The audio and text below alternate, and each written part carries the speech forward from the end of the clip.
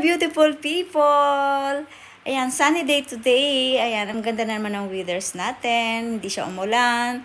So, nakaalis na kasi yung boys ko, guys. So, ito, ako na naman mag-isa. Ayan, magbe-breakfast muna ako and then bago tayo maglinis ng bahay.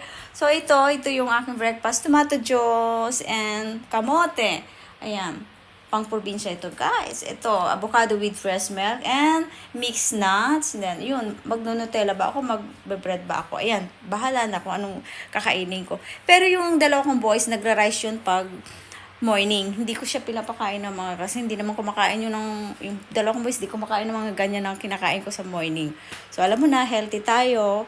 So, anyway, pagkatapos ko mag-breakfast, ay maglilinis tayo ng lungo. And then, after yun, maglilinis pala. And then, magmamarket ako mamaya mga 10 o'clock. Kasi 10 o'clock dito ang yan. Linis muna tayo after ganyan.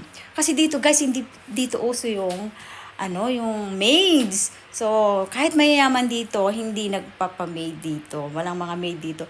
Kung mayaman ka, yan, pwede ka may mga company man dito naglilinis, pwede ka magpalinis sa kanila.